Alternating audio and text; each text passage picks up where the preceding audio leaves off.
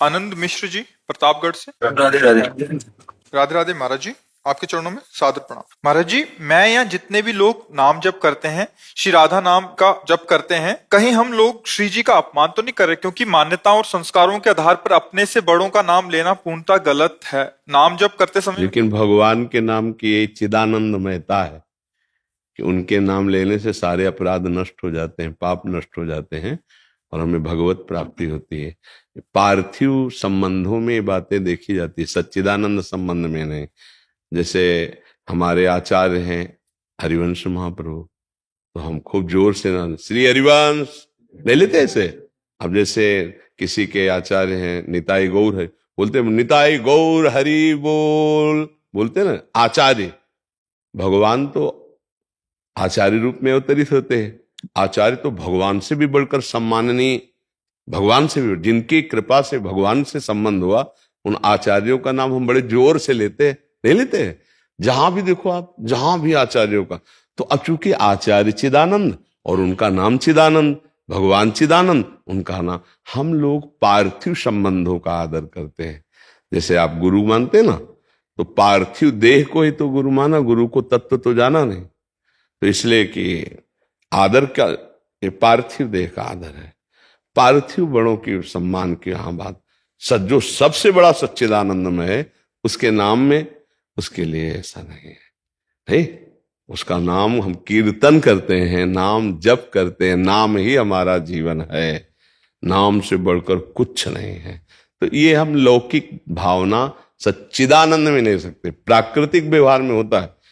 प्राकृतिक व्यवहार में जैसे अपने से पूज्य जनों का जब नाम उच्चारण करना हो तो बड़ा संकुचित होते हुए, अब जैसे हमसे हमारे गुरु जी का नाम पूछा जाए तो हम बहुत मुश्किल लगेगा ऐसा, और फिर बोलेंगे प्रातः स्मरणी परम पूज्य प्राणधन, ऐसा गुरुदेव भगवान का नाम लेंगे। लेकिन आचार्य तो श्री हरिवंश, इष्टदेव राधा राधा राधा वल्लभ राधा वल्लभ राधा वल्लभ। यहां व्यवहार की चले, परमार्थ की दृष्टि में जो गुरुदेव में तत्व हो वहीं ये यहाँ तत्व विराजमान है, फिर उसमें कोई ऐसा। तो व्यवहार को ऐसे नाम पे नहीं देखा जाता, नहीं तो फिर उद्धार ही नहीं होगा। जितने भी महापुरुष हुए सबने अपने इष्ट नाम का कीर्तन किया है, इष्ट नाम को सुमिरन किया है, इष्ट नाम को ही आराधना की है। तो आराधना सुमिरन ये सब चिन्मय नाम है भगवान के। अब पार्थिव दृष्टि है तो चिन्मय को हम कैसे समझें? तो हमें चिन्मय भाव की तरफ बढ़ने के लिए नाम जपना है। ये पार्थिव व्यवहार नहीं लगाना कि हम अपने प्रभु का नाम कैसे ले सकते हैं। प्रभु का नाम न लिया तो जीवन बर्बाद हो गया।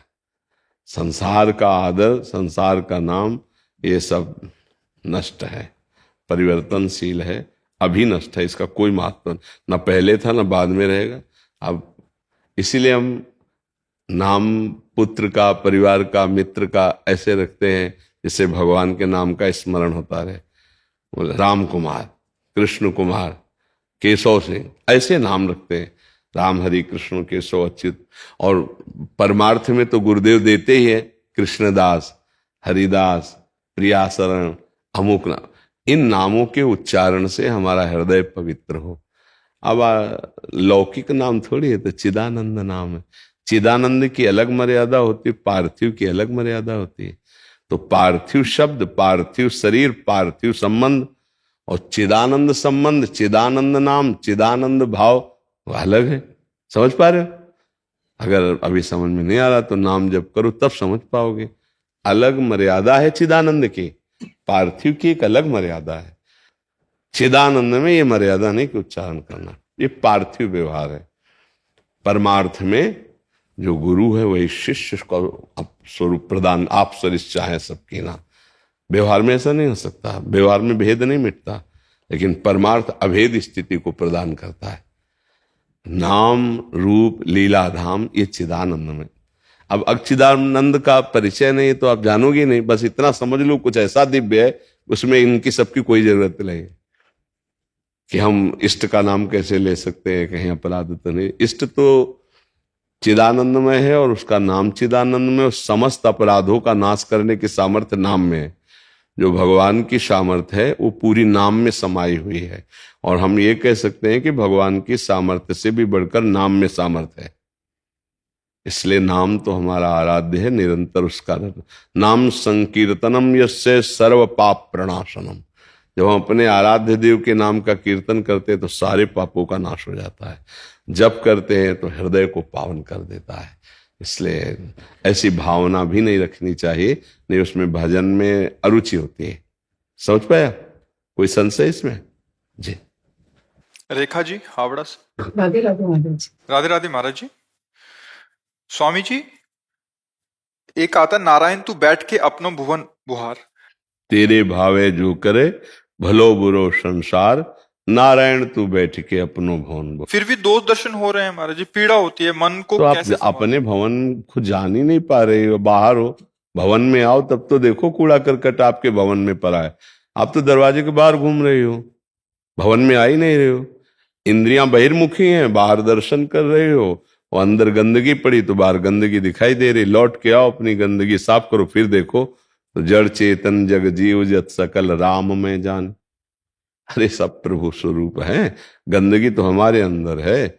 और दो आप पढ़ लो, बुरा जो देखन मैं चला, बुरा न मिलिया कोई, जो खोजूं दिल आपनो तो हमसे बुरा कोई। हमारे अंदर बुराई, हरा चश्मा तो हरा, लाल तो लाल। तो हम बैठकर अपने भवन में झाड़ू लगावें, राधा राधा राधा राधा राधा, सब ठीक हो जाएगा। अब बाहर हम घूम रहे, भवन में तो है ही नहीं, अंतर्मुख है ही नहीं, बहिर्मुख घूम रहे, तो बाहर हमारे को दोष दर्शन दिखाई दे रहा है। अंदर आओ, नाम जप करो, सत्संग सुनो, और अपने अंदर देखो कि अगर उसको हम देख रहे हैं पापी है, तो कहीं ना कहीं पाप का कुछ है अंश हमारे अंदर जो हमें पापी का दर्शन करा रहा है। अगर हमारे अंदर भगवत भाव होता तो हमें भगवान दिखाई देने लगे। गोपी जनों को जित देखो तित श्याममयी, भक्तजनों को अपने आराध्य देव दिखाई देते हैं। ज्ञानी जनों को ब्रह्म का दर्शन, सर्वम खलमिदम ब्रह्म। तो हमको स्त्री पुरुष दिखाई दे रहा है, हमको पापी पुण्यात्मा दिखाई दे रहा है। अभी हमारा ज्ञान अधूरा है। इसलिए नाम जप करें, सत्संग करें, सब में भगवान की भावना करनी है, दोष नहीं। हम जिस पर जो दोष दर्शन कर रहे हैं सच्ची मानिए वो हमारे अंदर है। जैसे देख रहे हैं बहुत ही कपटी है, तो कपट है हमारे अंदर, इसलिए वहां दिखाई दे रहा है। ये बहुत छलिया है, दुष्ट है, तो हमारे अंदर दुष्टता है, इसलिए दुष्ट दिखाई दे रहा है। नहीं बोले यार सब बहुत भगवत स्वरूप है, तो आपके अंदर भाव है भगवान का, इसलिए भगवत स्वरूप दिखाई दे रहा है। ये सृष्टि कैसी? आपकी दृष्टि जैसी, आपकी दृष्टि जैसी वैसी ये सृष्टि। जाकी रही भावना जैसी, प्रभु मूर्ति देखी तिन तैसी। ये स्वयं भगवान सब रूप धारण किए, सब रूपों में स्वयं भगवान ही है। पक्का 100% इतना भी झूठा नहीं है। भगवान अर्जुन जी से कहते हैं, मत्ता पर तरम नान्यत किंचिदस्ति धनंजय। हे धनंजय, किंचन मात्र भी मेरे सिवा और कुछ नहीं। पर मेरे अंदर भगवत भाव नहीं है, इसलिए नहीं दिखाई देता। मुझे अच्छा दिखाई देता, बुरा दिखाई देता, स्त्री दिखाई देता, पुरुष। यही अज्ञान है, यही अविद्या है। इसी के मिटाने के लिए अध्यात्म है। तो खूब नाम जप करो, शास्त्रों का स्वाध्याय करो, भगवान से प्रार्थना करो कि वो निर्दोष दृष्टि प्रदान कर दें। दोष किसी में नहीं है, दोष हमारी दृष्टि में है। हम ठीक हो गए तो सब ठीक हो गया। किसका प्रश्न है? हाँ, हमें अपना सुधार करना है। अपनो भवन बुहार, अपने हृदय। तो बाहर ना घूमो, अंदर आओ, अंदर का सुधार करो। जी। राठी जी हावड़ा से। राधे राधे। राधे राधे महाराज जी, आपके चरणों में कोटि कोटि प्रणाम। महाराज जी, मैं साधक संजीवनी की एक पंक्ति को समझना चाहती हूँ। उसमें लिखा था कि बोध से पहले का द्वैत मोह में डालता है, पर बोध हो जाने पर भक्ति के लिए स्वीकृत द्वैत अद्वैत से भी अधिक सुंदर होता है। अवश्य। तो क्या इसमें समझना चाहते हो? तो स्पष्ट लिखा हुआ है, जब तक अद्वैत स्थिति नहीं आती, और स्त्री पुरुष का हमें द्वैत है, जड़ चैतन्य का द्वैत है, तो फिर ये तो बांधेगा ही। फिर तो काम उत्पन्न होगा, क्रोध उत्पन्न होगा, लोभ होगा, मोह होगा। लेकिन जब हम ये जान गए अद्वैत स्थिति कि सब भगवत स्वरूप है, ब्रह्म स्वरूप है, अब कोई फंसने की जगह नहीं रह गई। केवल इतने जान के रुक गया तो उसका मोक्ष हो जाता है। पर वो भक्त है, इसलिए वो ये जान करके भी कि जो प्रभु सामने आराध्य देव स्वरूप में है वही यहां बैठे हैं, इतना जान गया, वो एक तत्व का अनुभव कर चुका। फिर इसके बाद जो भावाद्वैत होता है, भाव का द्वैत, वो ये होता है प्रभु स्वामी और मैं सेवक, और मैं सेवक ये विस्मरण केवल स्वामी की ही सेवा में मगन है, ये आगे चलता है, ये ब्रह्म बोध के आगे की बात है। तभी कभी सत्संग में सुनाओ, हमने कहा कि वासुदेवा सर्वम से हमारी पढ़ाई शुरू होती है। ये जो वृंदावन का प्रेम रस है ये वासुदेवा सर्वम के ऊपर की बात है। तो वो जो अद्वैत से द्वैत है वो बहुत प्रेममय है, लेकिन पहले द्वैत से अद्वैत में स्थित हो। अगर अद्वैत के पहले द्वैत बना रहा तो उसमें वासना, भोग, नाना प्रकार की कुचेष्टाएं, नाना प्रकार के विघ्न उपस्थित हैं, वो भ्रष्ट हो जाएगा। बात वहां ये समझाने के लिए कहा गया है। जब अद्वैत स्थिति वासुदेवाश्वरमिति, यहाँ वासुदेव, यहाँ वासुदेव, सर्वत्र वासुदेव, ऐसा अनुभव हो चुका, अगर इतने में ही रुक गया तो मोक्ष पद को प्राप्त हो जाता है। पर भक्त इतने में नहीं रुकता, वो आराध्य देव में आसक्ति करके सेवक स्वामी भाव रखता है, अभेद होते हुए भी भेद रखता है। तो जो अद्वैत के बाद का भेद है वो भगवदाकार भेद है, वो मायाकृत नहीं है, वो भाव के कारण है। जैसे दास भाव, प्रभु मेरे स्वामी मैं उनका सेवक, सखा भाव, प्रभु मेरे दोस्त हैं, यार हैं, वात्सल्य भाव, प्रभु मेरे पुत्र हैं। द्वैत हो रहा है, नहीं हो रहा? लेकिन पहले पुत्र आदि का भाव मिटाओ, जो पहले संसार में पुत्र का भाव है वो मिटाओ, संसार में दोस्त का भाव है वो मिटाओ, भोगों की जो दास्ता है वो मिटाओ, अद्वैत स्थिति में आओ। फिर ये जो भाव है ये रसमय है। प्रभु मेरे कांत हैं, प्रीतम हैं, गोपी भाव, प्रभु प्रिया प्रीतम मेरे स्वामी, मैं उनकी दासी, मैं उनकी सहचरी भाव, ये सब भगवदानंदमय है, चिन्मय है, और ये प्राकृतिक है। प्राकृतिक द्वैत को मिटाकर अद्वैत स्थिति और अद्वैत से चिदानंदमय द्वैत, तो ये जो प्राकृतिक द्वैत है ये भ्रष्ट करने वाला है। जो चिदानंदमय द्वैत है वो प्रेम का रसास्वादन करने वाला है। इसीलिए कहा गया कि जब तक अद्वैत नहीं हो जाता उसके पहले का जो द्वैत है वो भ्रष्ट कर देगा, अद्वैत के बाद का जो द्वैत है वो प्रेमानंद रसानंद में डूबो देगा। आप समझ पा रहे, समझ पा रहे हैं आप? प्रेम के प्राप्ति एकाकार वृत्ति के बाद होती है। प्रेम गलियत साकरी तामे दोनों समाये, और खेल कभी एक में होता नहीं, एकाकी न रमते, तो आगे जाकर फिर द्वैत हो जाता है। द्वैत से अद्वैत और अद्वैत से द्वैत, मेरे स्वामी प्रिया प्रीतम, मैं उनका सेवक, ये चिदानंद भाव है। और ये मेरी पत्नी है, मेरा पुत्र है, मेरा भाई है, मेरे अमुक है, अमुक, ये प्राकृतिक मायाकृत है। मायाकृत स्त्री पुरुष द्वैत भाव को मिटाकर भगवदाकार वृत्ति, भगवदाकार वृत्ति में फिर स्वामी सेवक भाव जो जागृत होता है, दास्य से लेकर सहचर्य, ये चिन्मय भाव कहा जाता है। चिन्मय भाव में भ्रष्ट होने की गुंजाइश नहीं, लेकिन प्राकृतिक भाव में भ्रष्ट होने की गुंजाइश है। इसलिए द्वैत से अद्वैत और अद्वैत से प्रेमाद्वैत, उस प्रेम स्थिति में जहां अपनी शुद्धि नहीं है पर स्वामी की सेवा में मगन है, वहां भाव दिखाई दे रहा है सेवक और स्वामी। ये परम पवित्र चिदानंदमय भाव है। ये आगे चलकर रसिकों का संग करने से समझ में आता है। पहले एक बात तो सुधारे, ये द्वैत मिटे तो एकमात्र श्री भगवान सर्वत्र हैं ऐसा अनुभव तो हो, तब आगे की बात बन जाए। तो नाम जप करो और प्रभु को प्रसन्न करने वाले आचरण करो। कोई भी निषिद्ध आचरण ना हो तो हमारा धीरे धीरे धीरे अध्यात्म की उन्नति होगी। तब हम ये समझ पाएंगे कि एक ही तत्व सर्वत्र विराजमान, ये अद्वैत स्थिति। अब एक तत्व जो लीला विहार कर रहा है वही प्रिया प्रीतम के रूप में, रसोया परमानंद एक एव द्विधा सदा, श्री राधा कृष्ण रूपाभ्याम तस्मै तस्मै नमो नमः। वही एक चिदानंद परमानंद तत्व श्री प्रिया प्रीतम श्यामा श्याम के रूप में है, वही हमारे स्वामी, हम उनके सेवक। ये अद्वैत के बाद का जो द्वैत है ये महान प्रेम रस का आस्वादन करने के लिए तत्वता नहीं, तत्वता तो एक ही तत्व उस समय खेल रहा है, या सेवक के भी हृदय में और स्वामी के भी हृदय में, वही है, दूसरा कोई नहीं।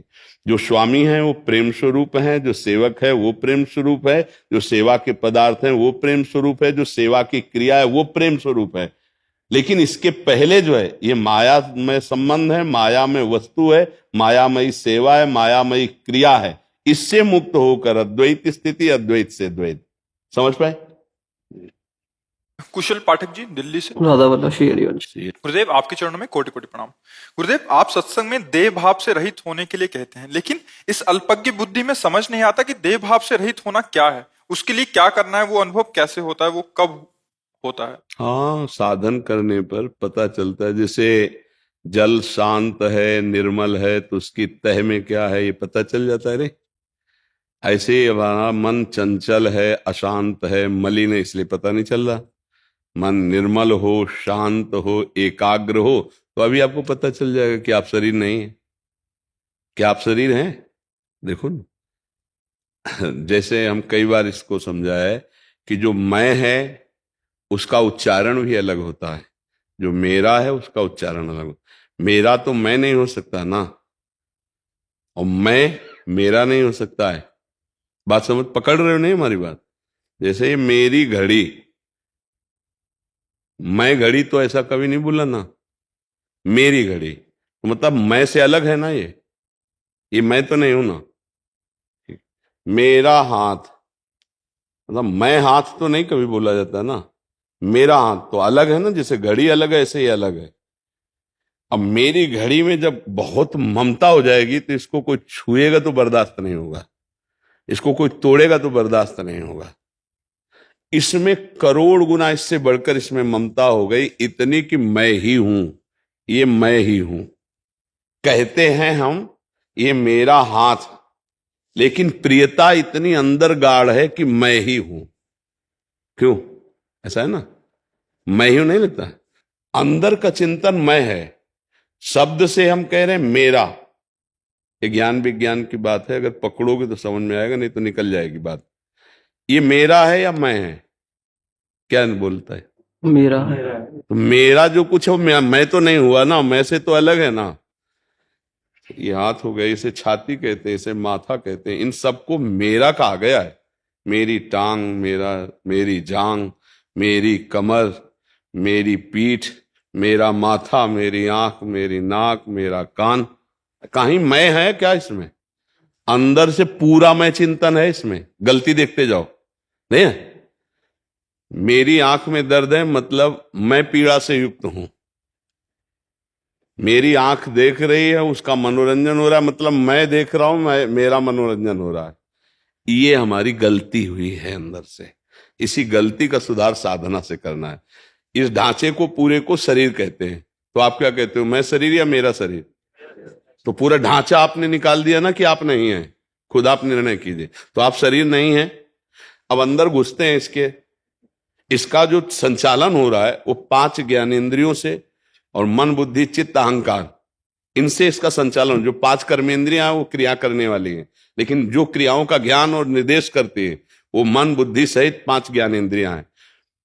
अब आप, आज मेरा मन बहुत प्रसन्न है, मैं मन बहुत प्रसन्न हूं ऐसा कोई उच्चारण नहीं करता, मेरा मन, तो ये भी मैं नहीं हुआ। यार मेरी बुद्धि काम नहीं कर रही, ये भी मेरी में आई, मैं नहीं आई। आज मेरा चित्त नहीं लग रहा, मतलब ये भी मैं नहीं हुआ। अहम, ये सब मेरा है या मेरा नहीं है, स्वीकृति अहम से होती है। तो अहम जो मैं तत्व का एक अंश है अंतःकरण में, वही से स्वीकार कर लिया। कहता मेरा है पर स्वीकार करता मैं गोरा, मैं काला, मैं बलवान, मैं लंबा, मैं नाटा, मैं किसको? जो शरीर मैं नहीं है, अंतःकरण की गलत धारणा ने से स्वीकार कर लिया। ठीक ऐसे सूक्ष्म शरीर मन को स्वीकार कर लिया। मुझे अच्छा नहीं लगा आप जो बोले, श्रवणेंद्रिय ने सुना और मन को अच्छा नहीं लगा, तो हम क्या बोल रहे हैं? मुझे अच्छा नहीं लगा, मुझे अच्छा नहीं लगा। ये अहम की गलती, इस सब विलास को स्वयं में मानने लगे, इसलिए हमारा ज्ञान ढक गया। अब इंद्रियों के विलास में लग गए, मुझे ये खाना है, मुझे ये देखना है, मुझे ये सुनना है, मुझे ये भोगना है, मैंने ये भोगा, मैंने ये देखा, मैंने ये बोला, मैंने ये किया, और वो सब अलग रहा, तुम नहीं हो, न करता हो न भोगता हो। इसी का दंड मिलेगा तुम्हें, बार बार जन्म, बार बार मरण, बार बार नाना प्रकार के दुख सुख के थपेड़े। इसी से अलग होने के लिए अध्यात्म है। अलग होने का मतलब वो मर नहीं जाता है, ज्ञान के द्वारा देख लिया, अब अच्छे क्रियाएं से करवा रहा है वो। अज्ञान होने के कारण ये सब हमको गुलाम बनाए हुए हैं। बोले गलत है ये जो तुम भोगने जा रहे हो, होगा तो देखा जाएगा। कूद गया, कौन कुदा दिया? काम ने। किसको कुदाया? इंद्रिय मन शरीर ये सब मिलकर। और वो भोला अज्ञानी जीव अपने को कर्ता मानने के कारण शुभ अशुभ कर्मों का दंड भोग रहा है। शरीर छूटा, दूसरा शरीर मिला, उसमें फंस गया, तीसरा मिला, उसमें फंस गया, फंसता ही चला गया। जैसे इसी जीवन में एक ही दिन में आप अपने शरीरों के राग बदल रहे हैं। देखिए, जब स्थूल शरीर सोया हुआ था तब स्वप्न में शरीर था, उसमें आप थे, उसमें राग किए थे। स्थूल शरीर का आपको कोई ज्ञान नहीं था उस समय कि एक शरीर और पड़ा है। स्वप्न के शरीर में राग कर लिए, और जब जगे तब वो झूठा हुआ, और जब सोए थे तो ये झूठा था, इसलिए दोनों झूठे थे। तो आप हैं कौन? यही समस्या फंस गई। इसको ना जानने के कारण जो जो शरीर मिलता जाता, चाहे स्वाप्निक शरीर हो, चाहे जागृत का स्थूल शरीर हो, चाहे सूक्ष्म शरीर हो, या कारण शरीर स्वभाव शरीर हो, या स्वर्गिक देव शरीर हो, या नारकी यातना देह हो, हर जगह बस यही आसक्ति हम करके दुर्गति को प्राप्त हो गए। इसी को हटाने के लिए भगवान साधु संग देते हैं। प्रायः ये माना जाता है साधु संग का मतलब है कि वो सिद्ध हैं, चलो चलते हैं, शरीर स्वस्थ हो जाए, रोगों से निवृत्ति मिल जाए, भोगों की प्राप्ति हो जाए। साधु संग इसके लिए नहीं, पक्की बात समझ लो। जहां ये है तहां साधु संग नहीं हो, जहां साधु संग है तो संत संग अपवर्ग कर। ये मोक्ष पदवी प्राप्त करने के लिए साधु संग है। ये चुटपुट ये सब कर्मों के भोगों को नहीं, वो जड़ से कर्म संस्कारों का परिवर्तन करके भगवत प्राप्ति कराने के लिए। बड़े भाग्य हैं जो आपको सुनने को मिल रहा है और हमें सुनाने को मिल रहा है। आप शरीर नहीं है, ये आप खुद समझ रहे हैं, पर समझते हुए इतने अज्ञान में है कि आप शरीर है। शीशा देख करके आपको ये लगता है ना मैं बहुत बढ़िया हूं, लगता है ना? ये कभी आता है क्या कि यार मैं तो नहीं हूं, ये पक्का मैं नहीं। देखो अभी आपको सब परिचय बताया कि आप नहीं, तो आप हैं कौन? बोले मैं बहुत बुद्धिमान आदमी, बहुत विद्वान आदमी। 3.5 हाथ के शरीर में रहे हो, अपने को नहीं जान पाए तो 2-4 दिन में आदमी जान जाता है ना, जिस घर में रहता है कौन कौन कहां कैसे क्या। और आप 20 साल से रह रहे हो, 50 साल से रह रहे हो इस मकान में, आप अपने को नहीं देख पाए अभी तक, पूरे संचालन घर के सदस्यों को नहीं जान पाए हो। कितनी बुद्धि है? न मन को जान पाए, ना बुद्धि को जान पाए, ना इंद्रियों को जान पाए, ना इनकी चाल को समझ पाए, ना अपने आप को समझ पाए, पूरा का पूरा फंसे हो। यही समझने और समझाने के लिए मानव देह भगवान ने दिया और साधु संग दिया। अब क्या है कि पहले हमारे अंधकार हृदय में जो अज्ञान का वो दूर हो, उसके लिए नाम जप करो और धर्मयुक्त आचरण करो, पापाचरण बंद करो। पापाचरण बंद हो जाएगा, खिड़कियां बंद कर दो, फिर अंदर पोछा लगाओ और खिड़कियां खुलने ना पावे तो आंधी तूफान जो भी चलेगा तुम्हारा पोछा लगाना सार्थक रहेगा।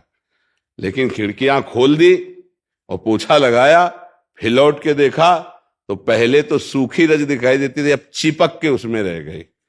तो ऐसे ही हम भगवत मार्ग की बातें भी सुन लिए, 4 लोगों को सुना दिए, लेकिन खिड़कियां खुली रह गईं और भोगाशक्ति गंदा किए हृदय में, तो अंदर कुछ और बाहर कुछ और। इसी को दंभ कहते, इसी को पाखंड कहते, और अपने को नहीं समझ पाता। अध्यात्म है स्वरूप स्थित होने के लिए, चाह मिटाने के लिए, जन्म मरण मिटाने के लिए, दुर्गति मिटाने के लिए, दुख मिटाने के लिए। जहां किंचन मात्र दुख नहीं, वो फल अध्यात्म से प्राप्त होता है। इसलिए नाम जप करो, सत्संग सुनो और अच्छे आचरण करो। आगे जब चलोगे हृदय पवित्र होगा, तब जान पाओगे। जैसे जल शांत और निर्मल, तो आप उसके तह को देख सकते हो। ऐसे मन निर्मल और शांत, अभी अशांत और मलिन वासनाओं की तरंगे उठ रही, कैसे समझ पाओगे आप शरीर नहीं हो? नहीं सुन लिया, अब यहां चींटी काटेगी तो हम ही को काटेगी। ये हमको चींटी ने काट लिया, ये कहोगे हाथ को चींटी ने काटा, आप यही कहेंगे मेरे को चींटी ने काटा। तो अभी मेरा हाथ था, ज्ञान बघार रहे थे, मैं शरीर नहीं हूं, और अब सीधे स्वीकार कर रहे हो मेरे को चिट्ठी नहीं खाता। नहीं, तो इसी को अज्ञान कहते हैं। तो क्या ज्ञानी को कष्ट नहीं होता? नहीं होता है। जैसे गर्मी, सर्दी, बरसात कोई भी हो तो ऋतु का होता है, लेकिन एक ठंडी में कांप रहा है और एक आग का सहारा लिए मौज मस्ती से बैठा है। ठंडी तो उसको भी है, लेकिन वो अग्नि का सहारा लिए हुए है। दाहिका शक्ति की प्रबल तेज के कारण सर्दी पास नहीं आ रही, और उसमें प्रकाशिका शक्ति है प्रबल, तो अंधकार पास नहीं आ रहा, मस्ती से बैठा हुआ।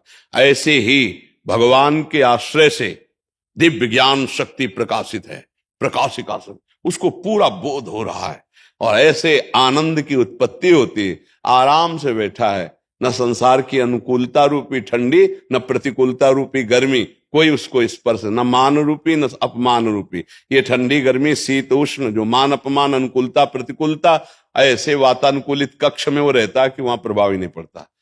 थप्पड़ पड़ेगा तो पता चल रहा है थप्पड़ है, उसकी पीड़ा का पता चल रहा है, पर उससे व्यथा नहीं होती। ये अंतर होता है, व्यथा नहीं होती, पीड़ा का अनुभव होता है। बुखार आएगा तुम करेगा तो कहते कैसे ज्ञानी हो, तुम तो शरीर ही नहीं हो, बुखार आ गया है। तो वो थोड़ी कर रहा हूं। जैसे वंशी में या कितने वाद्य यंत्र हैं, उनमें वायु जाती है तो स्वर निकलने लगता है ना, बस ऐसे इसमें निकल रहा है। जो ज्ञान में है उससे व्यथित नहीं होना। दुख होना और व्यथित होना में अंतर है। जैसे पीड़ा हुई, बुखार है, शरीर दर्द कर रहा है, तो अब शरीर की तो वो ऊं करेगा, लेकिन उसी समय जिस समय ऊं हो रहा है उसी समय वो परमानंद में बिल्कुल अलग उससे है। अब आप कहोगे ऐसे कैसे हो सकता है? वो स्थिति तभी कहा गया कि जब तक स्थिति नहीं होगी तो स्थित प्रज्ञ को नहीं जान सकते। भोगने से और देखने से बहुत बड़ा अंतर है। देख, आपको दुख है तो थोड़ा हमको भी दुख है, आपको ही देख कि आप बहुत दुखी हो। लेकिन अगर हम आपसे ममता नहीं रखते हैं तो हमें कोई दुख नहीं होगा। जैसे कहीं एक्सीडेंट हो जाए, 4-5 लोग मर जाए, आपको कोई फर्क नहीं पड़ेगा, लेकिन उसमें कोई रिश्तेदार है या कोई परिचय है जिनसे अपनापन है, फिर आपको फर्क पड़ जाएगा। तो अगर शरीर से अपनापन नहीं, इसको पीड़ा हो रही है तो कोई फर्क नहीं है, और अगर इससे अपनापन है तो जरा सी बात में पीड़ा हो जाएगी। यहां कई दिनों से दर्द हो रहा है, कैंसर तो नहीं हो सकता, बस हक से हो कैंसर, डॉक्टर से जल्दी जांच का, वो डॉक्टर कह रहा हो सकता है, बस इतने में तो सूख जाएगी लार, ले सूख जाएगी लार। भैया अगर ठिकाने पे नहीं हो तो बाहरी जो बात है वो ज्यादा दिन नहीं टिक पाती।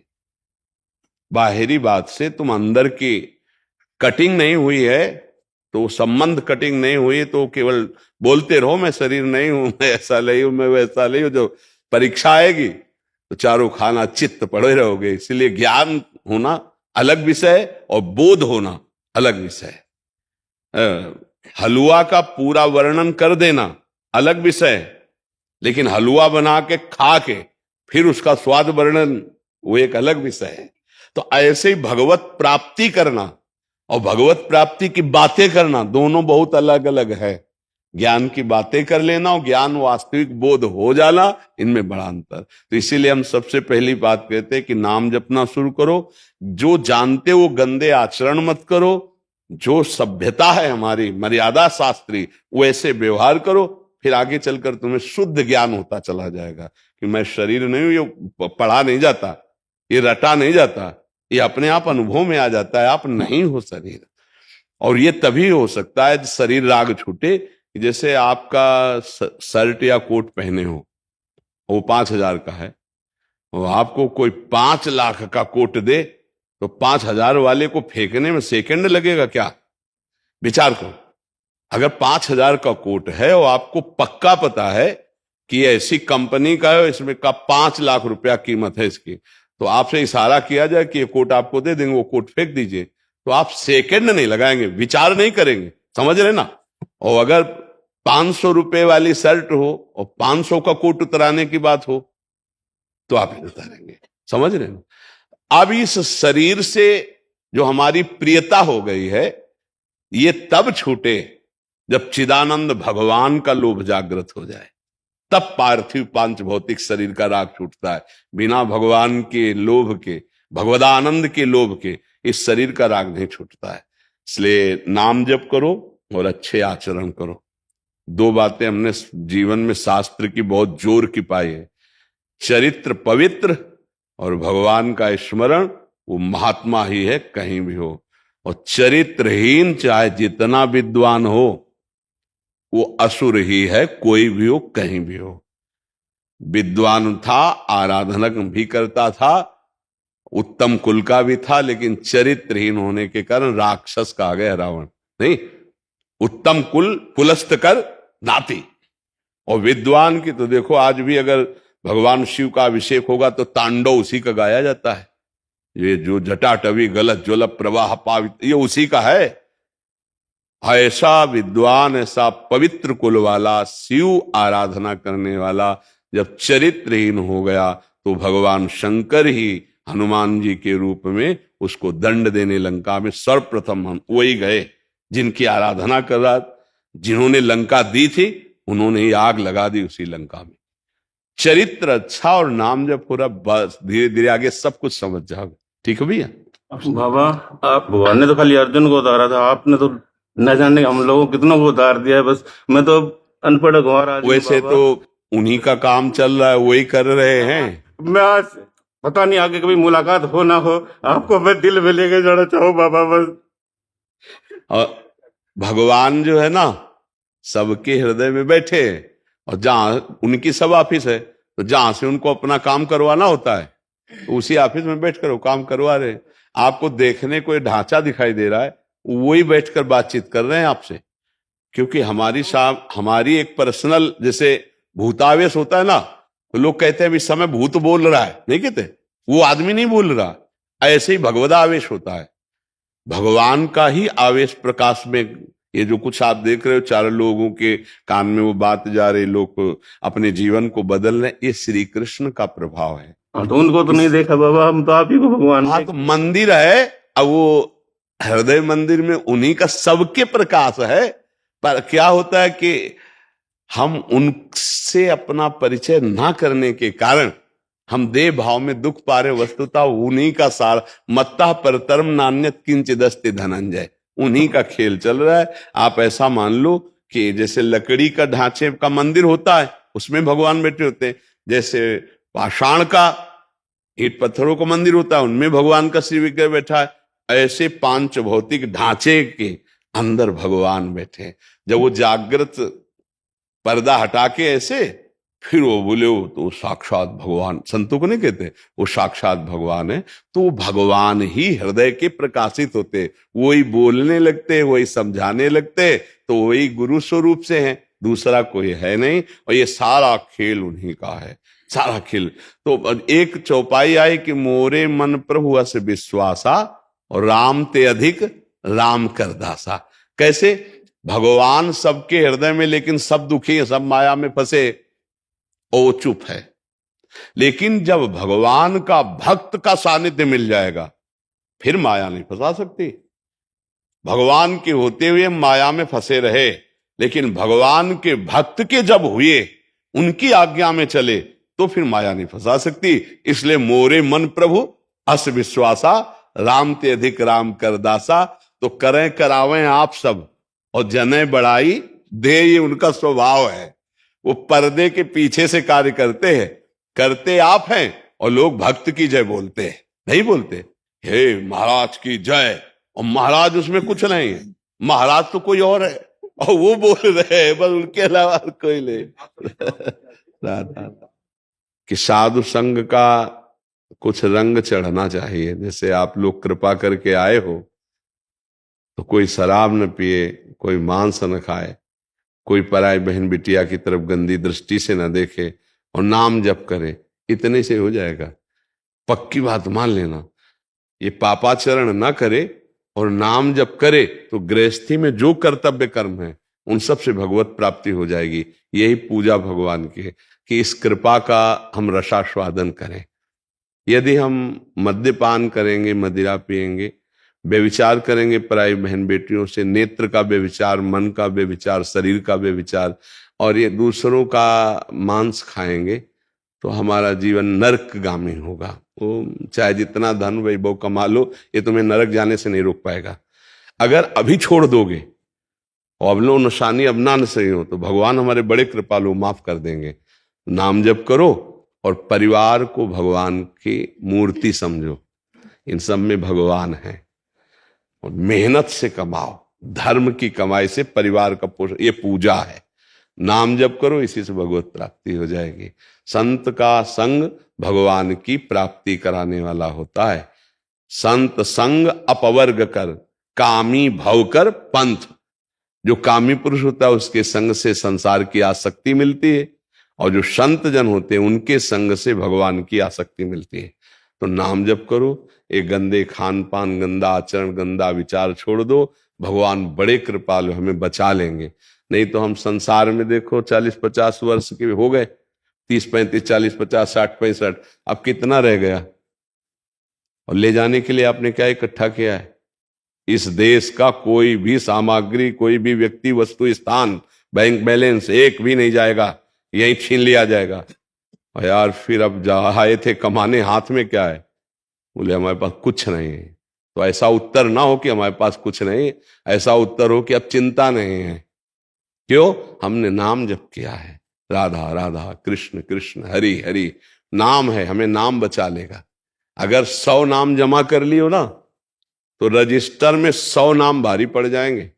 100 नाम का हिसाब धर्मराज के पास नहीं है। और जो रात दिन माला में जप रहे हैं, भगवान को खरीद सकते हैं, भगवान बिक जाते हैं। कहां लगी नाम बढ़ाई, राम न सके नाम गुण गाई। सुमिर पवन सुत पावन नामू, अपने बस करी राखे रामू। भगवान को अधीन करने का जो मंत्र है, वो नाम है, उसको खूब रटो, नाम जप करो, अच्छे आचरण करो। हमारा यही हृदय की भेंट है, हमारी मांग यही, आप सुखी हो जाओ, आप शांत हो जाओ, आप प्रसन्न हो जाओ, आप निर्विकार हो जाओ। ये हमारी भेंट है, ये हमारी चाहत है। शरीर के जो दुख सुख आवे उनको सह लो, चिंता ना करो, उसको भक्ति से मत जोड़ो कि अगर हम भजन कर रहे हैं तो ये दुख क्यों आ रहा है। नहीं, ये हमारी पीछे की कमाई है। अभी की फसल बहुत जोर की है, अभी की फसल को पीछे की फसल के भाव से छोड़ मत देना कि अब जब से भजन शुरू किया विपत्ति आना शुरू हो गई, बहुत समस्या है, बोले छोड़ दो भजन। नहीं, ये पिछली फसल है, नष्ट करना है। पिछली फसल अच्छी नहीं है, उसे नष्ट करना है। तो उसको 2 प्रकार से नष्ट कर रहे हैं भगवान, थोड़ा भुगवा के और पूरे में आग लगा के। निश्चित देखो, प्रश्नों की कमी नहीं भैया, जो कह रहे हैं उसे मान लो प्रभु, इतना मान लो और आप चलो। फिर कोई मन में प्रश्न होगा तो आपके पास उत्तर पहुंच जाएगा घर बैठे। मान लो, ये आध्यात्मिक मार्ग है, अपने आप समाधान आ जाएगा। अच्छा ऐसा है, अपने आप समाधान, क्योंकि यही गुरुदेव बैठे, अखंड मंडलाकारम व्याप्तमेन चराचरम, तो आपके हृदय में भी गुरुदेव बैठे। महाराज जी, ये जो विद्यार्थी हैं, ये रमन रेती की पढ़ाई इस साल पूरी करके अपने घर लौट जाएंगे समावर्तन में। तो आपसे आशीर्वाद भविष्य जीवन में आपके वचनों के अनुसार चल पाए, इसलिए आपके दर्शन के लिए। बड़ी कृपा। गुरुकुल से जब हम गृहस्थ में जाते हैं तो हमें ये ध्यान रखना है कि हम एक बहुत बड़ी जिम्मेवारी को लेने जा रहे हैं। गृहस्थ मार्ग भगवत प्राप्ति के लिए ही है। निवृत्ति और प्रवृत्ति दोनों मार्ग भगवान के हैं और दोनों भगवत प्राप्ति कराने में समर्थ हैं। गृहस्थ में जाने पर अगर हम पाणी ग्रहण संस्कार करके एक पत्नी व्रत और संयमित ब्रह्मचर्य, एक समय सीमा, एक मर्यादा, उसके अंतर्गत कोई व्यसन नहीं, और जो भी धर्म पूर्वक कमाया हुआ धन है उससे परिवार का पोषण और अभ्यास निरंतर भगवान की स्मृति का, फिर सब काम बन जाएगा। भगवान की यदि स्मृति नहीं है तो चाहे वो विरक्त हो चाहे गृहस्थ हो, वो वस्तु लाभ नहीं कर पाएगा। स्मृति ही भगवत प्राप्ति कराती है। भगवान की बहुत बड़ी कृपा है उनके ऊपर जो अखंड स्मृति को प्राप्त होते हैं। यस्य स्मरण मात्रेण जन्म संसार बंधनात् विमुच्यते नमस्तस्मै विष्णवे प्रभु। हरि स्मृति सर्व विपद विमोक्षणात्। जो भगवान की स्मृति में रहता है उसका जीवन मंगलमय, जो भगवान की स्मृति में रहता है वो जन्म मरण से मुक्त हो जाता है। भगवान की स्मृति में हमें रहने का अभ्यास करना चाहिए। कभी नाम की स्मृति, कभी रूप की, कभी लीला की, कभी धाम की, भगवान के भक्तों के चरित्रों का स्मरण। अगर माया में भगवत स्मृति नहीं तो फिर वो भूल कर बैठेगा, क्योंकि बहुत भूल भुलैया है इसमें। और अगर अपराध होते रहे, पापाचरण होते रहे, तो फिर इसका लाभ नहीं मिल पाएगा। जो इतने समय तक महापुरुषों के सानिध्य में गुरुकुल में वास करके वैदिक सिद्धांतों को समझा, यदि धर्माचरण नहीं हुआ तो इसका फल क्या हुआ। तो इसलिए कोई पापाचरण ना होने पावे, और सब कोई जानता है इसे पापाचरण कहते हैं, क्योंकि हृदय में बैठे हुए भगवान संकेत कर देते हैं कि ये गलत है, ये पापाचरण है, पर वो उस पुकार को, जो अंदर से शब्द आ रहे हैं, उसको समझ नहीं पाता है और अवहेलना करके अपनी कामना से प्रेरित होकर वो कर्म कर बैठता है। कामना प्रेरित कर्म ही पाप है और शास्त्र प्रेरित कर्तव्य कर्म ही धर्म है। धर्म का पालन करते हुए जो जीवन व्यतीत करता है भगवत स्मृति के साथ, वो गृहस्थ होते हुए भी भगवत परम पद को प्राप्त होता है। जो विरक्त अपने गुरुजनों के द्वारा दी हुई उपासना पद्धति से संसार शरीर का राग त्याग करके निरंतर सच्चिदानंद में स्थित रहता है, वही विरक्त परम पद का अधिकारी होता है। व्यवहार, उपाधियां, नाना प्रकार की भोग सामग्रियों के संग्रह की व्यक्ति, चाहे वो विरक्त हो चाहे गृहस्थ हो, भगवान से विमुख कर देता है। कोई भी उपाधि हमारे स्वरूप बोध में विघ्न है, कोई भी भोग आकर्षण हमारी भगवत प्राप्ति में भारी विघ्न है। पर गृहस्थी में उसी भोग संपत्ति को भगवान का प्रसाद मान करके, नाथ सकल संपदा तुम्हारी, मैं सेवक समेत सुतनारी, वो धर्म पूर्वक चलता है तो भगवत प्राप्ति हुई। और इसमें तो बिल्कुल अकिंचन, अकिंचन का मतलब प्रिया प्रीतम प्रभु के सिवा हमारा कोई नहीं। वो चाहे आदि सम्राट जैसा वैभव हो, पर अंदर से अकिंचन, ना किसी वस्तु व्यक्ति स्थान का गर्व, ना संबंध, ना उसका भोग, तो वो भगवत प्राप्त हो जाता है।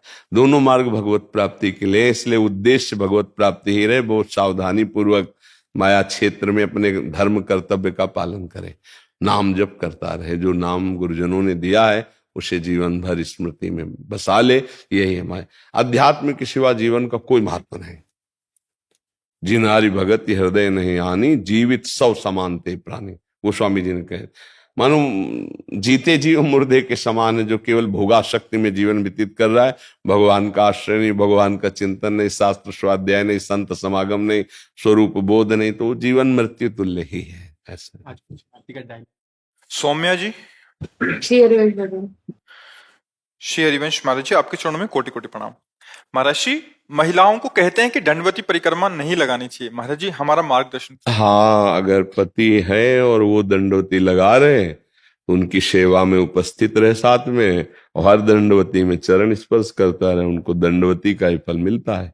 तो ये ठीक शास्त्र सम्मत बात है कि माताओं को ऐसे दंडवती परिक्रमा नहीं लगानी चाहिए।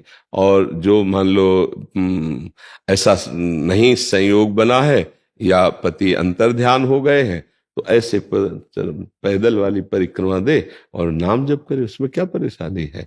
दंडवती परिक्रमा के लिए साष्टांग दंडवत की जाती है।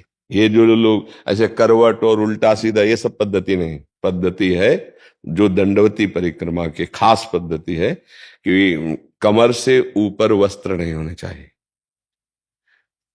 यहां तक केवल वस्त्र हो, और सीधा लेटा जाता है साष्टांग दंडवत। फिर खड़े हुए, हाथ जोड़े, फिर वो एक चिन्ह रखा जाता है ना, वहां गए, फिर साष्टांग दंडवत, साथ में मंत्र नाम जपते जा रहे, फिर हाथ जोड़े, फिर साष्टांग दंडवत। पद्धति जो है, जैसे माता बहनों को प्रभु के सामने पंचांग प्रणाम करना चाहिए, और पुरुष शरीर को लिखा साष्टांग प्रणाम करना चाहिए। तो पंचांग प्रणाम तक की अनुमति है, साष्टांग प्रणाम करने का अधिकार पुरुष शरीर को, उसको फल वही मिलेगा। इसलिए कुछ मर्यादाएं शरीर की होती हैं, अगर उस मर्यादा से चले तो लाभ प्राप्त हो जाएगा। अब जैसे संत वेश में है, तो अब संतों की एक पद्धति है, नागा संप्रदाय भी, लेकिन माता बहनें संत बन सकती हैं, भजन कर सकती हैं, पर नागा स्थिति में थोड़ी जा सकती हैं। एक मर्यादा होती है ना शरीर की, ऐसी ही उसमें नहीं कि हम क्यों हम पुरुष से पीछे हैं क्या, यहाँ पीछे का विषय नहीं, एक शरीर की मर्यादा होती है। तो स्त्री शरीर जननी स्वरूप है, जगत पूज्य स्वरूप है, इसी से बड़े बड़े अधिकारी पैदा होते हैं, बड़े बड़े महात्मा पैदा होते हैं, बड़े बड़े राष्ट्र सेवक पैदा होते हैं, मां से ही तो होते हैं। तो स्त्री शरीर जगत बंधनी है, तो उसको एक मर्यादा में रखा गया है। अब जैसे संत भगवान है और दूत स्थिति आई, सब उतार के फेंक दिए, दिगंबर घूम रहे, वही स्थिति एक स्त्री शरीर की होगी ज्ञान की, पर उसको शरीर ढक के मर्यादा से रहना होगा। ऐसे ही साधनाओं के विषय में वर्णन है। तो माता बहनों के लिए जैसे दंडवती का तो साष्टांग दंडवत का विधान अभी तक हमने नहीं पाया, आगे अगर कहीं ऐसे संत भगवान बताएंगे या शास्त्रों में सुनेंगे तो हमें अधिकार पुरुषों को यह है कि वो साष्टांग दंडवत करे, और साष्टांग में यह है कि ऊपरी वस्त्र नहीं होना चाहिए, हाँ अधो वस्त्र धारण करते हुए, और ये कठिन साधना है साष्टांग।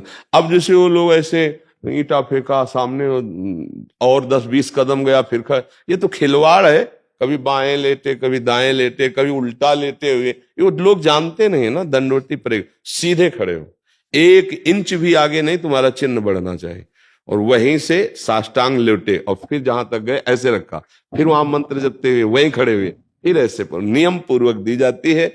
और जितनी दंडवती परिक्रमा जैसे गिरिराज जी, बरसाना, वृंदावन धाम, ये सब शरीर के पापों का नाश करके भगवत भक्ति प्रकट करने वाली वही माताओं बहनों को ऐसे परिक्रमा देने से मिलेगी। नंगे पैर परिक्रमा लगावे, नाम जप करें, और अगर पति है और वो दंडवती दे रहा है तो पीछे उसकी सेवा में रहे, हर बार वो इससे प्रणाम करते रहे, उनको वही फल मिलेगा। कुछ ऐसी पद्धतियां हैं जिनमें सावधानी पूर्वक अगर किया जाए तो जो पुरुष को बड़े कठिन तप से मिलती है वही माता बहनों को सहजता से प्राप्त हो जाती है। इसलिए जैसे पातिव्रत धर्म है, अब एक यति सन्यासी को जो गति प्राप्त होती है वो अपने पति की आराधना करके वैसी गति प्राप्त कर लेगी। दोनों को समान रखा गया है, यद्यपि वो गृहस्थ में है, यद्यपि वो विषय सेवन करती है, संतान आदि है, पर वो पति को साक्षात ब्रह्म मान के आराधना करती, तो जो उसकी गति होगी वही एक योगी की गति होती है, जो त्याग वैराग्य से आजीवन ब्रह्मचर्य रह के तप करता है, वही एक पतिव्रता की होती है। तो कुछ शास्त्रीय पद्धतियां उन नियम के अनुसार चले तो बढ़िया रहता है। तो ऐसा हमने अभी तक जाना है, आगे अगर हमें कहीं संतों से पता चला या ग्रंथों से पता चला तो फिर इस विषय की भाई हमें अब पता चला है ऐसा, अब ऐसा थोड़ी, पूर्ण तो केवल भगवान ही है, पूर्ण ज्ञान केवल भगवान को है, ज्ञान समुद्र है, भगवान कोई उनकी था नहीं ले सकता। अभी तक हमारी जानकारी में ऐसा नहीं कि माता बहनें साष्टांग दंडवत करते हुए परिक्रमा लगाए। हाँ, पंचांग का विधान है, उसी को आप समझ लीजिए कि वो झुक करके ऐसे प्रणाम किया फिर ऐसे चले, तो ऐसा हो सकता है, लेकिन साष्टांग जो परिक्रमा पद्धति वो माता बहनों के लिए नहीं है, ऐसा अभी तक हमें ज्ञान है। महर्षि, अगर जैसे आज आधा किलोमीटर या 1 किलोमीटर परिक्रमा हो गई जी, तो वहीं से निशान लगा के वापिस हो जाएं, हाँ क्या वापस, पद्धति है? हाँ वो आगे नहीं जा सकते आप, जहां जिस धाम की परिक्रमा दे रहे, तो जैसे अपने लोगों ने लगाई है तो परिक्रमा लगाई और एक चिन्ह रखा जाता है कि ये मकान या ये खंभा या ये मंदिर, अब वहां तक हम लगा गए और छोड़ के चले गए। अब कल जब आएंगे तो एक दंडवत पीछे से ही शुरू करेंगे, हमारा चिन्ह यहाँ है तो हम यहाँ से दंडवत शुरू कर दिया, एक दंडवत इस तरह करते हुए फिर ऐसे लगाए, आगे नहीं जा सकते आप, पीछे ही रहेंगे। मतलब जहां जैसे आज जहां विश्राम किया है, हाँ, उससे पीछे से ही पीछे, आप अपने हाँ क्रिया में हाँ, आगे से आप नहीं जा सकते, आप आगे से नहीं जा सकते। और दंडवती परिक्रमा देते समय या पैदल परिक्रमा देते समय दाहिने हाथ में थूकना, लघु शंका करना, शौच जाना, ये सब निषेध किया गया है, बाईं तरफ ही कर सकते खा हैं। पी सकते हैं ना महाराज जी? हाँ, बाईं तरफ आकर के आप खाएं पिएं, कुल्ला कर सकते हैं, क्योंकि ये तो बड़ी तपस्या है। और जैसे गिरिराज जी 21 किलोमीटर के हैं, अब ये 2-4 दिन में तो होने वाली नहीं, 10-12 दिन लगेंगे। आराम से अगर भजन करते हुए करे तो फिर खान पान विश्राम में तो होगा ही। ऐसे है। महेंद्र जी, राधे राधे राधे महाराज जी। महाराज जी, मैं आपसे जानना चाहता हूं कि ऐसा कोई सरल उपाय भजन पूजा पाठ द्वारा जिससे जीवन में शारीरिक कष्ट ना हो। महान वस्तु प्राप्ति करने के लिए किसी को ऐसा प्रश्न नहीं करना चाहिए। कि हमें कष्ट ना हो, वो कभी महान वस्तु को प्राप्ति नहीं कर सकता। जो कष्टों से डरता है ना, वो कुछ भी नहीं कर सकता। एक किसान जब खेती करता है ना, तो जिस सर्दी में तुम निकलना भी नहीं चाहते रजाई से, उस सर्दी में वो पानी लगाता है गेहूं में, पूरी रात रात भर ठंडी में पानी लगाता है। किसी भी मार्ग में राष्ट्र सैनिक है, जहां 5 मिनट नहीं खड़े हो सकते, वहां बर्फ में खड़े होकर के ड्यूटी दे रहे हैं। कष्ट ना मिले और मैं कोई महान बन जाऊं, ये तो मुझे मजाक वाली बात लगती है। और ऐसे कायर पुरुष कभी महान नहीं हुआ करते, पक्की बात समझ लो। ऐसे कायर पुरुष कभी महान नहीं हुआ करते, चाहे देशभक्ति हो, चाहे भगवान की भक्ति हो, चाहे किसी भी मार्ग में हो। जो ये सोचते हैं कि मुझे कष्ट ना पड़े और मैं सुखपूर्वक परम पद में पहुंच जाऊं, तो मुझे लगता है ये कायरता उसको परम पद क्या, उसको खड़े होने की भी सामर्थ्य छीन लेगी। वो कहीं भी खड़े होने की सामर्थ्य नहीं रह जाएगी, टिकेगा नहीं। काम, क्रोध, लोभ, मोह, मद, मत्सर, ये हर समय हृदय को जलाते रहते हैं, कैसे टिक पाओगे? ये मार्ग में चलने के लिए ऐसे चला जाता है कि मैं आपको चाहूं और आपको पाहूं, इसके लिए मुझे चाहे जितना कष्ट मिले कदम पीछे नहीं हटाऊंगा और गर्दन कटवा लूंगा, लेकिन आपको नहीं छोड़ूंगा। आप नियम लेता हूं कि आपके गले पड़ के रहूंगा, मैं आपका बच्चा हूं, अविनाशी हूं। शरीर छूट जाएगा, फिर मिलेगा, फिर रगड़, कोटि जन्म लग रगर हमारी, बरऊं संभुनत रहूं कुंवारी। ये तो मुझे समझे में नहीं आया कि मुझे कष्ट ना हो। अरे किस डिपार्टमेंट में ऐसा है, किस डिपार्टमेंट में जहां कष्ट के शब्द का कि कष्ट नहीं, आप आ जाइए मौत से रहिए। किसी भी डिपार्टमेंट में कष्ट शब्द से घबराने वाला कायर पुरुष कैसे कुछ बन सकता है? हम उनके गीत गाते हैं देशभक्ति में, जिन्होंने वंदे मातरम कहकर फांसी का फंदा गले में डाल लिया। धर्म का पालन करने वालों को कितना भीषण कष्ट सहना पड़ा। अधर्मियों ने कैसे कैसे आह नहीं बोले, शरीर छोड़ दिया, आ नहीं बोले। आप भगवत परम पद की बात कहते हैं, तो आप समझ पा रहे हैं हमारी बात? शारीरिक परेशानी, बीमारियों की कष्ट का मतलब ये था। भैया आप शरीर में तो, और तुम कौन सी परेशानी को जानते हो? कोई परेशानी का तुम्हारा परिचय नहीं, क्योंकि शरीर में ही हो। इस आए नहीं, आप क्या कह रहे हैं? हाँ नहीं, हम इसलिए कह रहे हैं कि देखो, अब तुमको हम बहुत प्यार से समझा रहे हैं। हमारा शरीर 2 कर्मों से बना हुआ है, पाप और पुण्य। उसका फल है सुख और दुख, लौकिक। समय से जैसे हम दुख कभी नहीं चाहते पर आ जाता है ना, ऐसे हम सुख ना चाहे तो भी आ जाएगा। ये एक नॉर्मल सिस्टम हुआ। आप कह रहे हैं सुख पूर्वक भगवान की प्राप्ति करने, या कोई भी पद, तो कोई भी पद प्राप्ति के लिए संघर्ष किया जाता है, कष्ट सहा जाता है, उसके लिए प्राणों की बाजी लगा दी जाती, तब मिलता है। आप विचार करके देखो, वो एक आए थे आर्मी के, वो जिनकी गोलियां लगी थी, परमवीर चक्र योगेंद्र सिंह। हाँ, तो हमारा भारत उनको सम्मान देता है, काय के लिए? प्राणों की बाजी लगा के दुश्मन की छाती चीरने की हिम्मत रखने वाले। मुझे थोड़ा कम जमा यार ये बात। हम भारतीय हैं, हम भगवत मार्ग में चलना चाहते, कष्टों का तो स्वागत करना सीखे यार, कष्टों के पीछे। महर्षि, ये भगवत मार्ग के पथिक जो इस मार्ग में आगे बढ़ चुके हैं, जो संसार में ही रह रहे हैं, अपने परिवार जनिक सुख को उपभोग कर रहे हैं, उनके अंदर ये रहता है महाराज जी कि भक्ति करें, कोई ऐसी भक्ति पूजा हो जिससे मतलब मुझे शारीरिक कष्ट ना हो, मुझे सारी सुख सुविधाएं आए। ये सामान्य मानसिकता है। हम आपको बता दें, घर बैठे ऐसी कोई सुविधा, ऐसा कोई पर्सनल मार्ग नहीं है किसी भी डिपार्टमेंट का। इसलिए भक्ति ने किसी भी डिपार्टमेंट का, आप घर में भी बैठकर चैन से नहीं रह सकते, घर में भी बैठकर चैन से नहीं रह सकते। आप देख लो ना, सुख की लालसा वाला ही दुख को भोगता है। सुख की लालसा का त्याग कर दे तो दुख नाम की चीज उसके सामने टिकी नहीं सकती। ये पक्की बात समझो। जीना है तो तुमको एक बार निश्चय करना होगा, मृत्यु एक बार होनी, 100 बार नहीं। मेरे प्रारब्ध भोग में दुख आवे या सुख, कदम आगे बढ़ाऊंगा, पीछे नहीं हटाऊंगा। कायर पुरुष की कहीं भी स्थिति नहीं, कहीं भी स्थिति नहीं। कायर पुरुष गृहस्थी भी नहीं संभाल सकता है। बहुत ही गृहस्थी में भी बहुत धैर्य चाहिए। पत्नी को प्यार, पुत्र को प्यार, उनकी बातें सब सुनना, उनकी हर कामना की पूर्ति के भरोसे दिलाना, सबको राजी रखना, और अब स्वयं कष्ट सहना। और जिसने ये नहीं किया तो उसके घर में आतंक मच जाता है, लड़ाई झगड़ा मच जाता है, न जाने क्या क्या होने लगता है। हमें तो लगता है कि ये दुख शब्द से घबराना क्यों दुख शब्द से? वो आ ही रहा है यार, हम उससे घबराएं क्यों? हम लड़े यार, लड़ना सीखे। और सबकी मांग होती है दुख ना मिले, और सब आचरण करते हैं जिनका परिणाम दुख ही भोगना पड़ेगा। एक बार तुम हिम्मत करो और ऐसे आचरणों में उतरो जिनका परिणाम सुख होता है, कभी दुख नहीं मिलेगा।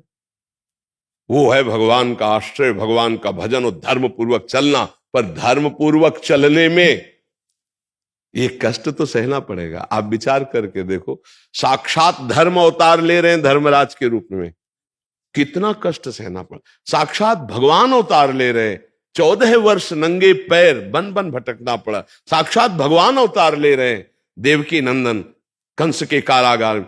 यार मतलब समझो, इन चरित्रों को पढ़कर, इन बातों को पढ़कर, बड़े बड़े महात्माओं के शरीर में भीषण भीषण पीड़ाएं हैं, कर्मों का परिणाम उनके शरीरों में, किसी कैंसर, किसी किडनी फेल, किसी ये डरना थोड़ी है आगे। अब हमको ये तुम शरीर नहीं हो भैया, ये छूटेगा, ये दो कर्मों के परिणाम से बना, इसमें दुख भी आएगा, इसमें सुख भी आएगा, और ये एक समय ऐसा आएगा कि आपसे अलग हो जाएगा। मुझे लगता है नाम जप करो, राधा राधा राधा, और खूब धर्म पूर्वक धन कमाओ, परिवार की सेवा, समाज की सेवा, कष्ट चाहे जितना मिले, कष्ट की परवाह न रखो। ऐसा शब्द बोलोगे तो फिर बेड़ा पार हो जाए। कष्ट से घबराओगे तो कष्ट घेर लेंगे। कायरता हमारे जीवन को नष्ट कर देती है, संघर्ष हमारे जीवन को प्रकाशित करता है। दो लकड़ियों को बार बार घर्षण करो तो अग्नि पैदा हो जाएगी। विचार करके देखो, अगर हम नाम जप करेंगे अपनी जिह्वा से तो आध्यात्मिक शक्ति प्रबल हो जाएगी, हमारा काम बन जाएगा। ये डरपोक जीवन नहीं होना चाहिए भाई, डरपोक जीवन नहीं होता। परम सुख की प्राप्ति के लिए हमें दुख उठाना पड़ेगा। हम आपको कहते हैं कि 1 वर्ष खाना पाना है, भोजन पाना है, तो वो किसान कितनी मेहनत करता है उसके पर विचार कीजिए, तब 1 वर्ष का भोजन वो निकाल पाता है उस जमीन से। किसी भी विषय में आप देखिए, कहां सुख पूर्वक कोई वस्तु की प्राप्ति होती है? किसी भी मेहनत करना पड़ता है, मेहनत में दुख सुख सहना पड़ता है, कष्ट होता है, फावड़ा चलाता है, हाथों में छाले पड़ जाते हैं, न जाने कितना धूप हो उसको कोई परवाह नहीं। हर जगह आप देखो, ये तो शब्द बहुत कमजोर कर देगा कि मुझे दुख सहने की। हाँ, ये जरूर है कि प्रभु से सामर्थ्य मांगे कि मुझे दुख सहने की सामर्थ्य देना और अपने मार्ग में चलने की देना। नहीं तो हम लोग हार जाएंगे अगर सुख की केवल बात रखेंगे। यहां सुख नहीं है। इसका नाम जानते हो क्या? जैसे दुकान में ऊपर लगा मिष्ठान भंडार लिखा हो, आप मेडिकल स्टोर में जाओ तो औषधालय, तो इसका नाम भगवान ने गीता जी में क्या क्या जानते हो? दुखालयम अशाश्वतम। ये दुखालय है, इसमें दुख मिलेगा भाई। इसमें सुख भी लेबल सुख की है, लेकिन अंदर दुख है। यहां हर चीज दुख है, बस कुछ में लेबल लगी है सुख की, पर अंदर माल पूरा दुख का भरा हुआ है। आप देख लीजिए, पूरा विवेक रूपी आंख से देख लीजिए, दुख ही दुख है। किसको सुख है? लगता था कि ब्याह हो जाएगा, नौकरी लग जाएगी, यार बढ़िया मौत से जीवन काटेंगे, वो सब हो गया, लेकिन दुख मिटा क्या? सुख की चाह मिटी क्या? तो मुझे लगता है कि वास्तविक सुख भगवान का आश्रय लेकर धर्म पूर्वक चलो और कष्ट को ललकार कर सहो, वीरता पूर्वक। आओ तुम, हम तुम्हारा स्वागत करते हैं, हम कभी गर्दन नहीं झुकाएंगे तुम्हारे सामने। अविनाशी के बच्चा हो यार, ऐसी कमजोरी ठीक नहीं है। शरीर तो छूटेगा ये आज की कल, लेकिन अगर हम डर के छोड़ा तो फिर जीवन का रहस्य क्या? निडर होके मरेंगे, धर्म पे मरेंगे, हर कष्ट सहेंगे, वो कष्ट रहित हो जाएगा। ध्यान रखना, वो कष्ट पर विजय प्राप्त कर लेगा। और जो डरा सो कष्ट उसे घेर लेंगे। डरपोक को नाना प्रकार के विकार, नाना प्रकार की परेशानियां अंदर, जितनी सुख की चाह करोगे उतना दुख घेर लेगा। ये आपका ही प्रश्न नहीं, ये सही कह रहे हैं, ये लाखों करोड़ों के सबके हृदय का प्रश्न है कि ऐसा कोई शार्ट मार्ग हो जिसमें खूब हम सुखी हो जाए, दुख ना मिले। सुख कहाँ है? सुख धर्म में है, और धर्म करने वाला दुख की परवाह नहीं करता, तभी धर्म का पालन होता है। अगर धर्म करने वाला दुख की परवाह करने लगे तो धर्म में चल ही नहीं सकता है। तो मुझे लगता है नाम जप करो, बिना पैसे का ये मार्ग है। नाम जप करो, भगवद आश्रित रहो और भगवान से प्रार्थना करते रहो कि जो दुख आवे उनको मुझे सहने की सामर्थ्य दीजिए। वो सामर्थ्य देते हैं। 4 दिन का जीवन है, नाम धन कमा लो भगवान का और भगवान के समीप चला जाए। यही परम सुख का मार्ग है, नहीं तो बार बार जन्म बार बार मरण यही चलता रहेगा। कोई नशा न करो, कोई मांस आदि मत खाओ, गंदे आहार हैं ये, और पराई माता बहनों की तरफ गंदी दृष्टि न हो, और नाम जपो तो बढ़िया सुखमय जीवन आ जाएगा, दुख सहने की सामर्थ्य आ जाएगी।